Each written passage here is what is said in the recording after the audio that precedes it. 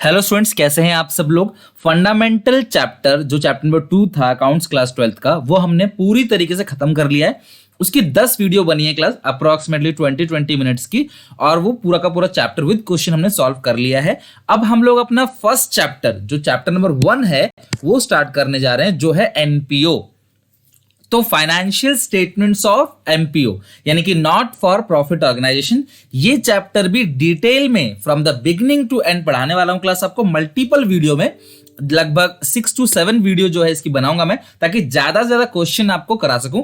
थोड़ा सा चैप्टर का लेवल जो है वो मीडियम से थोड़ा ऊपर है, यानी कि चैप्टर इजी बिल्कुल नहीं है, आपको मेहनत करनी पड़ेगी, कॉन्सेप्ट आपको डेवलप करना पड़ेगा। हालांकि क्लास कुछ सालों पहले ये चैप्टर क्लास 11th की बुक में होता था, लेकिन क्लास लास्ट 2 ईयर से आपकी क्लास 12th की बुक में आ गया है। तो हम लोग स्टार्ट करते हैं चैप्टर को। मैं आपको चैप्टर आज पूरा बेसिक समझाऊंगा, प्लस मैं आपको एक टॉपिक सिखाऊंगा रिसीट एंड पेमेंट अकाउंट, और उसके क्वेश्चन भी हम लोग बनाएंगे। और मैं बता दूं आपको, जितने भी नोट्स होते हैं वो आपको टेलीग्राम ग्रुप पे मिल जाता है। टेलीग्राम ग्रुप का लिंक मैं डिस्क्रिप्शन बॉक्स में दे दूंगा, नहीं तो आप टेलीग्राम ऐप डाउनलोड करके सुनील पांडा 12th कॉमर्स आप सर्च करोगे, वहां पे ग्रुप मिल जाएगा।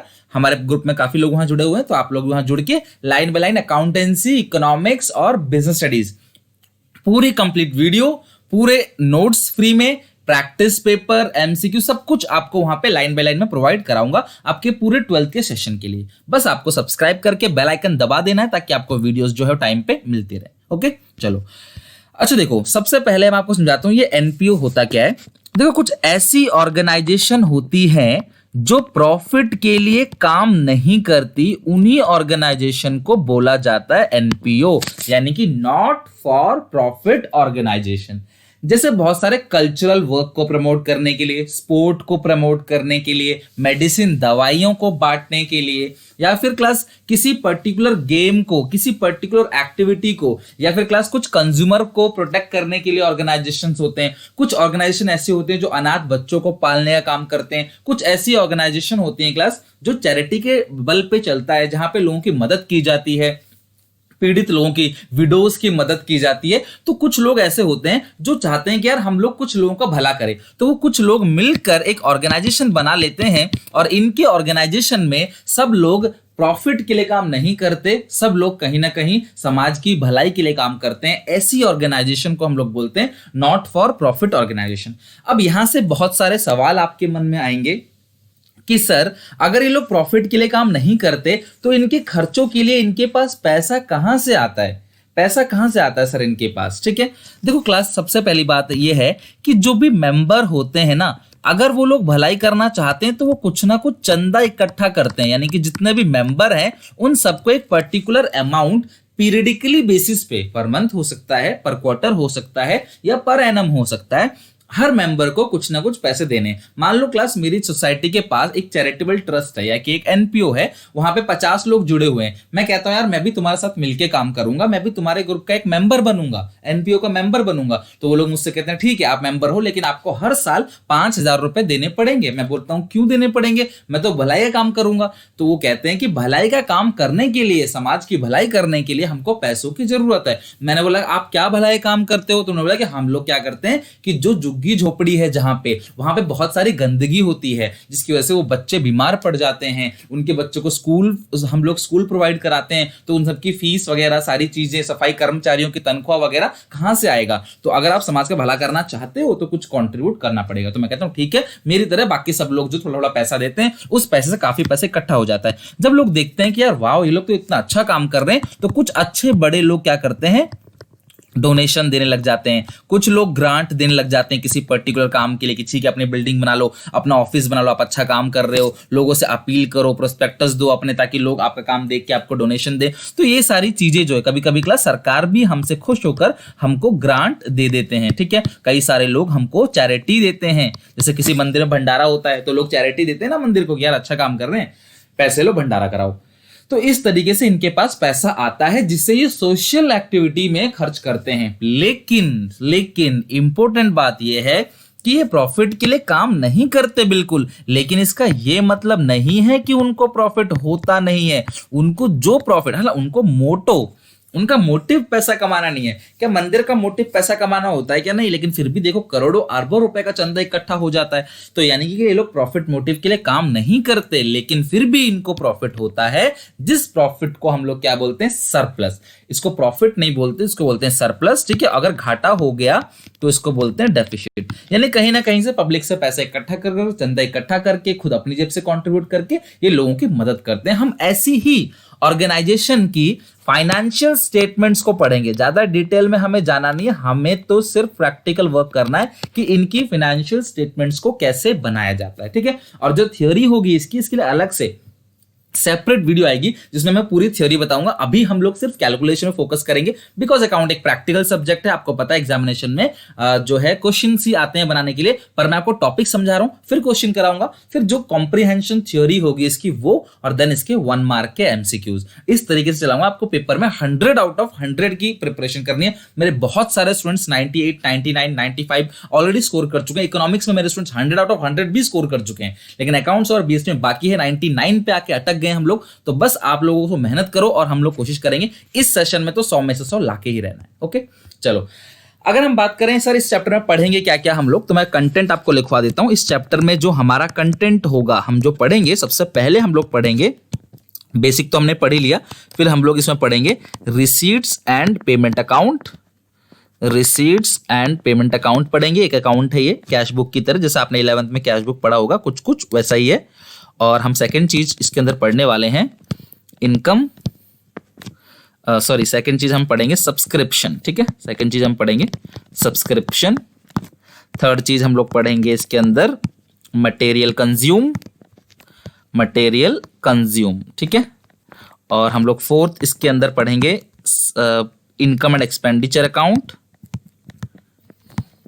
Income and expenditure account.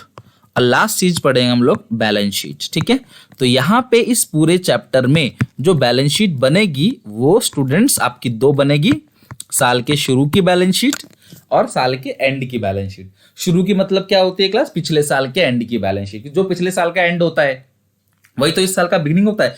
तो ये चैप्टर है, और इस चैप्टर की सबसे खास बात मन लगा के पढ़ने की जो है वो है, ये चैप्टर आपका 10 नंबर का कवरेज रखता है। ध्यान रखना, ये अकेला चैप्टर आपको 10 नंबर दिलाएगा, और मैं गारंटी देता हूं अगर मेरी सारी वीडियोस को आपने देखा और डेली 1-1 घंटा पढ़ाई करी तो आपको 10 दिन के अंदर 10 नंबर मिल जाएगा। ये हमारा टारगेट है। भरोसा करके 10 दिन पढ़ लेना, आपसे कोई चार्ज किया अंदर। अगर आपको अच्छा लगे तो हमारा पूरा कोर्स फ्री में मिलेगा आपको, अकाउंट्स, इको, बीएसटी तीनों का। कहीं आपको पैसा खर्च करने की जरूरत नहीं है, ऑलवेज सब फ्री है। तो सारे दोस्तों में शेयर कर दो और आप लोग इसको आराम से अभी पढ़ना चालू करो। क्लियर है?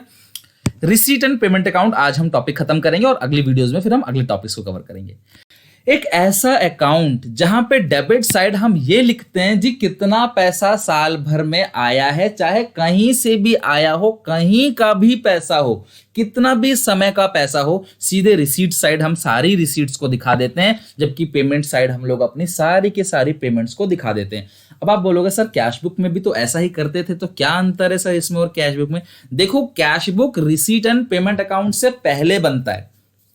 कैश बुक में डेट वाइज, थ्योरी पढ़ाऊंगा, डिटेल में लिखवा भी दूंगा, अभी समझा देता हूं। कैश बुक में डेट वाइज हम लोग लिखते हैं जी कितना पैसा आया, कितना पैसा गया, इस तारीख को कितना आया। इसमें ऐसा कुछ नहीं है, समरी बना रहे हैं तो साल के एंड में एक डेट पे जितना पैसा आया सब कुछ डेबिट साइड लिख दो, जितना पेमेंट गया सब कुछ क्रेडिट साइड। क्लियर है यहां तक? तो यहाँ पे डेबिट साइड का नाम जो होता है रिसीट साइड, और क्रेडिट साइड का नाम होता है पेमेंट साइड। ध्यान रखना, कैश बुक हो चाहे class receipt and payment account हो, ये बनता किस बेसिस पर है? कैश बेसिस पर। कैश बेसिस आपने पढ़ा हुआ क्लास 11th में, आज की डेट पे कितना पैसा आ गया वही हमारी इनकम है, आज की डेट पे जितना खर्चा हुआ वही हमारा खर्चा है। यानी कि हमारे पास पैसा देखना चाहिए, पैसा आ गया कमाई बन गई। बस कभी कभी पैसा हो, भले किसी ने पिछले साल का दिया हो, भले किसी ने अगले साल का दिया हो, एडवांस दे दिया हो, आज पैसा मिल गया ना आपको तो आपकी इनकम हो गई। तो हम लोग क्या करेंगे, इधर साइड सारी इनकम, ये फॉर्मेट है, आपको रट्टा नहीं मारना है फॉर्मेट का, बस थोड़ा देखकर समझ लेना है। आपको इसे याद करने की, रट्टा मारने की जरूरत नहीं है, बस अंडरस्टैंडिंग बेस पे समझ लेना है। और इसके बेसिस पे हम एक क्वेश्चन भी बनाएंगे, आप उस क्वेश्चन को देखना, अगर आपसे बन जाता है तो मतलब आप ये टॉपिक सीख गए रिसीट एंड पेमेंट अकाउंट का। फिर आपके पास जो भी किताब हो उससे आप 1-2 क्वेश्चन और एक्स्ट्रा बना लेना, और देन ये डन हो जाएगा, फिर नए टॉपिक पे हम जाएंगे। ओके, तो ये सबसे पहले ओपनिंग बैलेंस है कैश और बैंक दोनों का, क्योंकि कैश और बैंक दोनों का बैलेंस आता है इसके अंदर। कैश बैंक वैसे भी दोनों सेम चीज होती है। तो ओपनिंग बैलेंस आ गया कैश बैंक, फिर सब्सक्रिप्शन, जो मेंबर होते हैं वो हमें सब्सक्रिप्शन देते हैं, हर साल हम लोग देते हैं। कुछ ऐसे मेंबर होते हैं जिन्होंने पिछले साल का नहीं दिया होता, वो हमें इस साल दे देते हैं। कुछ मेंबर इसी साल का पैसा देते हैं, कुछ मेंबर क्या करते हैं कि अगले साल का पैसा भी इस साल एडवांस में दे देते हैं। तो ये हमें सब्सक्रिप्शन मिल गया। जनरल डोनेशन, जनरल डोनेशन मतलब क्या होता है, किसी ने आपका डोनेशन दिया और कुछ बोला नहीं कि भाई इसका पैसा कहाँ इस्तेमाल करना है, बस बोल, जैसे आप मंदिर में 10 रुपए 50 रुपए चढ़ा के आ जाते हो, तो ये जनरल डोनेशन है, मंदिर किसी भी काम से पैसा इसका इस्तेमाल कर सकती है। स्पेसिफिक डोनेशन क्या होता है, जो किसी स्पेसिफिक काम के लिए ही इस्तेमाल होगा। आपने साफ साफ बोल दिया भैया हमने ये पैसा दिया है, आप बच्चों को प्राइज बंटवाना इस पैसों से, तो प्राइज ही बंटवाया जाएगा। आपने बोला भाई टूर्नामेंट कराना बच्चों का इस पैसों से, आपने बोला भंडारा कराना मंदिर से, तो मंदिर भंडारा ही कराएगा। तो स्पेसिफिक डोनेशन क्या होता है, जहां पे आप डोनेशन जो दे रहे हो वो किसी स्पेसिफिक काम के लिए दे रहे हो, जबकि जनरल डोनेशन में वो किसी स्पेसिफिक काम के लिए नहीं होता। सिमिलर ग्रांट अगर किसी से मिल गया क्लास, एंट्रेंस फी, आप अपने एनपीओ के अंदर जब किसी मेंबर की एंट्री कराते हो ना, तो वो कुछ एंट्री की फीस देता है, एंट्रेंस फीस, ठीक है। कोई ग्रांट मिल गया क्लास सरकार की तरफ से, कुछ पुराने न्यूज़पेपर बेच दिया आपने, ओल्ड मटेरियल को सेल कर दिया, आपको इंटरेस्ट मिला इन्वेस्टमेंट पे, आपकी इन्वेस्टमेंट पे डिविडेंड मिला है, आपको रेंट मिला, आपको इंटरेस्ट मिला। देखो कोई भी जरूरी नहीं कि इतने ही रिसीट है, इसके अलावा 100 रिसीट और हो सकती हैं, वो डिपेंड करता है। तो क्वेश्चन पढ़ के आपको समझ आना चाहिए कि क्या है रिसीट और क्या है पेमेंट। लाइफ मेंबरशिप फी, आपकी लाइफ टाइम के लिए कोई मेंबर बनता है तो वो पैसे देता है। कोई भी अदर रिसीट होगी आपकी।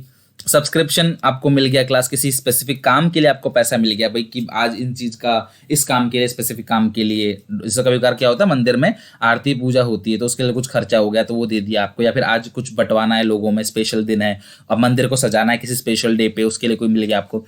लेगेसीज का मतलब ये होता है कि कोई इंसान अपनी विरासत में छोड़ के चला गया कोई चीज, अब वो कोई वारिस तो है नहीं, उसका अकेला प्रॉपर्टी थी, मर गया, उससे कोई वारिस नहीं है, तो या फिर या सरकार को मिल जाता है, एनपीओ को मिल जाता है। या फिर कोई इंसान सोचता है कि यार मैं मरने से पहले अपना सारा जो है पैसा अपने बच्चों को नहीं दूंगा, उन्होंने मेरे साथ बहुत गलत किया है, तो मैं इस चैरिटेबल ट्रस्ट को दे दूंगा। तो ये लेगेसीज, अगर किसी स्पेसिफिक कंडीशन है तो स्पेसिफिक है, खाली दे दिया तो नॉर्मल जनरल है। एंडोमेंट फंड क्लास, कोई इंसान ऐसा कहता है कि आपको 10 लाख रुपए मैं दे रहा हूं, लेकिन ये 10 लाख रुपए खर्च मत करना, इसका जो ब्याज मिलेगा ना आपको हर साल 1 लाख रुपए, आप उसे खर्च करना, तो वो आपको मिल गया। किसी फिक्स असेट को बेच के आपने पैसा कमाया हो, या फिर आपने कोई स्पेसिफिक फंड है उससे आपको पैसा मिला हो, कोई मैच फंड है, प्राइज फंड है, किसी इंसान ने बोला भाई मैच कराने के लिए 1 लाख रुपए दे दो, किसी काम के लिए दे दिया, तो कुल मिलाकर क्लास यहाँ क्या आता है, जितना भी पैसा आपको मिल रहा है वो यहाँ पे, पेमेंट जितनी भी होगी वो यहाँ पे। अगर नेगेटिव बैलेंस है, ओवरड्राफ्ट बैलेंस है, तो बाय बैलेंस बीडी। देखो कैश बुक का तो नेगेटिव बैलेंस होता नहीं है, बैंक कॉलम का नेगेटिव बैलेंस होता है, तो बाय बैलेंस बीडी। सैलरी दिया, रेंट दिया, postage, advertising, newspaper, magazine repair किया, ऑडिट कराया आपने, ऑडिट अकाउंटेंट सीए करते हैं ऑडिटिंग कि आपका सब कुछ ठीक चल रहा है नहीं चल रहा, आपने फाइनेंशियल स्टेटमेंट सही बनाई है नहीं बनाई है, कुछ झूठ मूठ तो नहीं दिखा रहे, फ्रॉड तो नहीं हो रहा कोई काम, ये सारी चीजें वो सीए चेक करता है, उसके फीस लगती है। कुछ मेंटेनेंस कराना हो, इंश्योरेंस कराना हो क्लास, ऑनरेरियम, मान सम्मान का खर्चा, कोई आपके यहाँ मेहमान आता है तो खाने पीने के लिए कुछ खर्चा करते हो ना, उसको चाय नाश्ते का, उसको ले जाने आने का खर्चा, तो ऑनरेरियम, उसके मान सम्मान खर्चा। म्युनिसिपल टैक्सेस, सरकार को जो टैक्स पे करते हैं, आपने गिफ्ट डिस्ट्रीब्यूट किया, ऑफिस का खर्चा, कोई शो कराया उसका खर्चा, कुछ भी खर्चा और हो सकता है, अदर पेमेंट, आपने खरीदा असेट को, फर्नीचर बिल्डिंग खरीदा तो खर्चा होता है उसमें भी, स्पोर्ट इक्विपमेंट खरीदा, इन्वेस्टमेंट। देखो आप बोलोगे सर फिक्स असेट खरीदा, ये तो कैपिटल एक्सपेंडिचर है। दोस्तों यहाँ पे कैश बेसिस पे, चाहे वो रेवेन्यू एक्सपेंडिचर हो, चाहे वो कैपिटल एक्सपेंडिचर हो, वो यहाँ पे रिकॉर्ड होगा। यानी कि हर तरीके का खर्चा कमाई रिकॉर्ड होता है, चाहे वो रेवेन्यू हो चाहे कैपिटल हो। आपने बुक्स खरीदी है, लोन की रीपेमेंट कर दी, लोन ले लिया तो यहाँ पे रीपेमेंट, मतलब हर ऐसा आप कुछ भी चीज नहीं है जो यहाँ पे नहीं आएगा। बस क्या नहीं आएगा, जो नॉन कैश, जैसे डेप्रीशिएशन, आप सबको पता है डेप्रीशिएशन क्या होता है, नॉन कैश एक्सपेंस होता है, कोई पैसा बाहर से जाता नहीं है। प्रोविजन नॉन कैश होता है, तो ये सब चीजें यहाँ पे नहीं रिकॉर्ड होती, लेकिन बाकी सारी चीज रिकॉर्ड होंगी। यहाँ पे क्लोजिंग बैलेंस आ जाएगा। अगर ये ओवरड्राफ्ट बैलेंस है तो यहाँ पे इधर आएगा, और दोनों जगह रिकॉर्ड नहीं हो, कोई एक ही जगह आएगा, या तो यार इधर आएगा या तो इधर आएगा, दोनों जगह सेम चीज कैसे आ सकता है। तो ये क्लोजिंग बैलेंस हो गया। कुल मिला के आप समझो यहाँ पे ये रहा ओपनिंग बैलेंस कैश का, और ये रहा कैश का closing balance by balance sheet, आ गया आंसर। तो कुछ नहीं करना है आपने, जब भी पैसा मिला डेबिट, जब भी पैसा गया क्रेडिट, बस, और कोई शर्त नहीं है, कोई कंडीशन नहीं है। रिसीट एंड पेमेंट अकाउंट है, और इसे कौन बनाता है, एनपीओ। यानी कि अगर आप एनपीओ चैप्टर नहीं पढ़ रहे होते तो शायद इस चीज को आपको पढ़ने को मिलता नहीं। एनपीओ चैप्टर पढ़ रहे हो, उसी में हम लोग पढ़ते हैं receipt and payment account. Clear है। तो आपके टीएस ग्रेवाल से आपकी बुक का क्वेश्चन नंबर 4 है, वो उठाया है मैंने। मोस्टली बच्चे टीएस ग्रेवाल किताब से पढ़ते हैं, लेकिन अगर आपके पास किसी दूसरे ऑथर की किताब है तो आप वहां से भी क्वेश्चन उठा सकते हो। मैं आपको सिर्फ वही क्वेश्चन देता हूं जो अच्छा है। मैं किसी एक पर्टिकुलर बुक को फॉलो नहीं करता हूं, मैं अलग अलग, मेरे पास क्लास 4 अलग अलग ऑथर की बुक है, उन चारों किताब से मैं पढ़ के समझ के जो सबसे बेस्ट और जो पेपर में आने वाले क्वेश्चन है वो मैं आपको बताता हूं, और उसी के लिए उसी बेसिस पे पेपर भी पास्ट ईयर के क्वेश्चंस को मैं ज्यादा प्रेफर करता हूं जो पास्ट ईयर आया होता है। ओके, तो ये रहा क्वेश्चन, और पढ़ते हैं पूरा क्वेश्चन डीप में। जो कमजोर बच्चे हैं उनसे मैं बार बार बोलता हूं क्वेश्चन पढ़ा करो, बस मेरे साथ साथ पढ़ा करो। सवाल आपसे जरूर बनेगा, अभी साल की शुरुआत है और हम लोग बिल्कुल एंड तक इसी तरीके से मेहनत करने वाले हैं। From the following information, in information से आपको बनाना क्या है, receipt and payment account of long town sport club. एक स्पोर्ट क्लब है, नाम है लॉन्ग टाउन। 31 मार्च 2020 यानी कि 31 मार्च 2020 को हमें ये बनाना है स्टेटमेंट। ठीक है, चलो अभी हमें ये बहुत सारी चीज दे रखी है, ये बहुत सारी चीज दे रखी है, पर्टिकुलर से ये कुछ खर्चे होंगे, कुछ कमाई होंगी।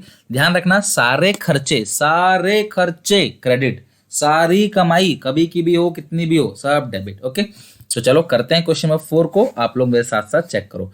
अभी सबसे पहले देखते हैं क्या है। यहाँ पे मैंने फॉर्मेट बना लिया है, आपको पता है क्लास फॉर्मेट में डेट नहीं आता क्योंकि ये ईयर एंडेड होता है, तो ये रहा पूरा फॉर्मेट।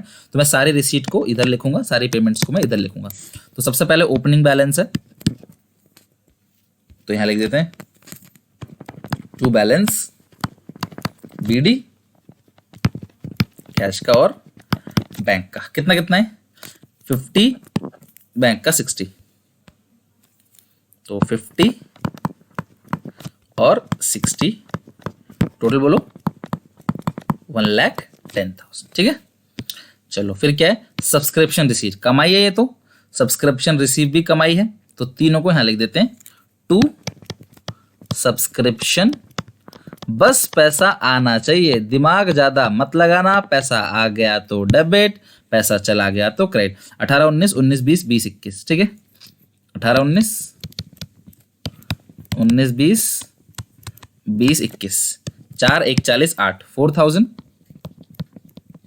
1,40,000, 8,000। ऐसे लिखना ताकि आप सब चीज को इजीली जोड़ सको। तो 8 4 हो गया 12,000, और अगर आप 1,40,000 में जोड़ोगे तो ये आएगा 1,52,000। ठीक है, सब्सक्रिप्शन हो गया। अगला क्या है, फर्नीचर परचेज। देखो आप फर्नीचर खरीदोगे पैसा जाएगा, तो बाई साइड लिखो, क्रेडिट साइड 70,000 बाय फर्नीचर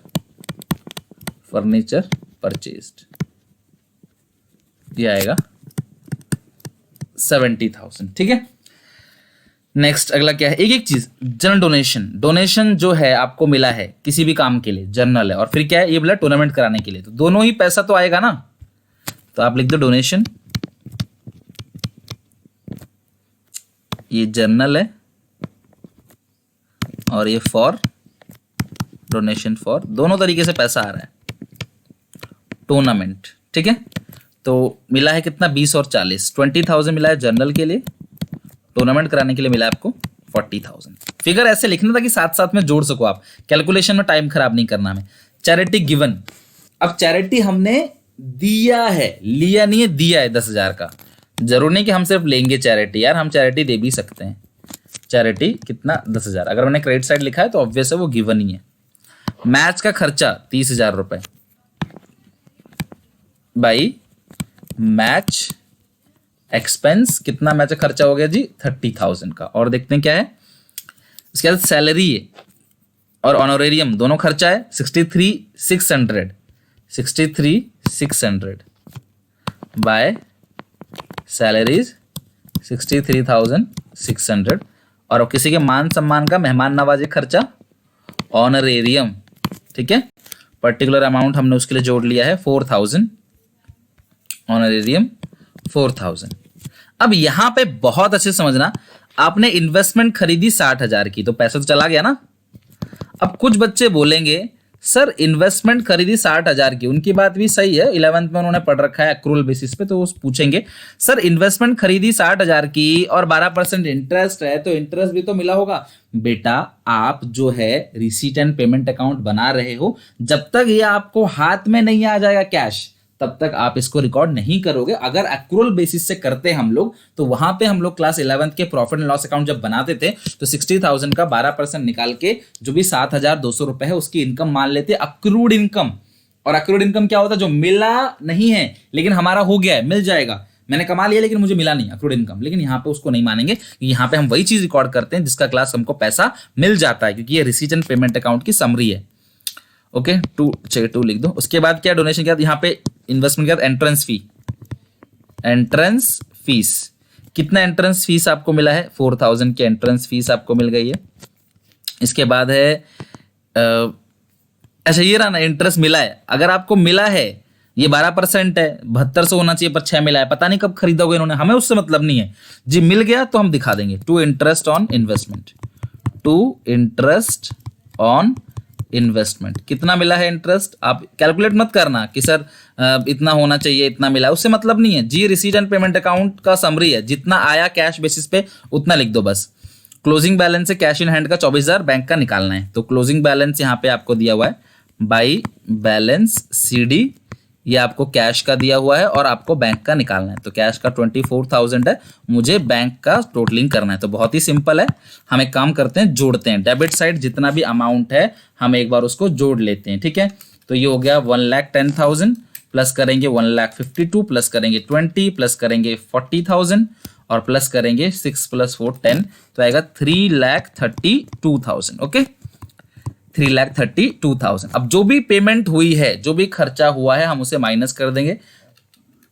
70,000, 10,000, 30,000 और 63,600, 4,000 और 6,000, तो आएगा 1,48,400। तो 1,48,400 में से अगर हम घटा दें, अच्छा एक सेकंड, एक बार फिर से जोड़ लेते हैं, शायद कैलकुलेशन टोटलिंग में कोई मिस्टेक है, एक बार और चेक कर लेते हैं। टोटलिंग है कितना? 1,10,000, यहाँ पे 1,00,000। अब देखो करना क्या है, आपने डेबिट साइड का सारा जोड़ना है और क्रेडिट साइड का सारा माइनस कर देना है, और जो बैलेंस आएगा आपके पास वही आपका आंसर हो जाएगा। ओके, तो 20, 40 प्लस 4,000 और प्लस 6,000, तो ये आ गया 332, ये करेक्ट है 332।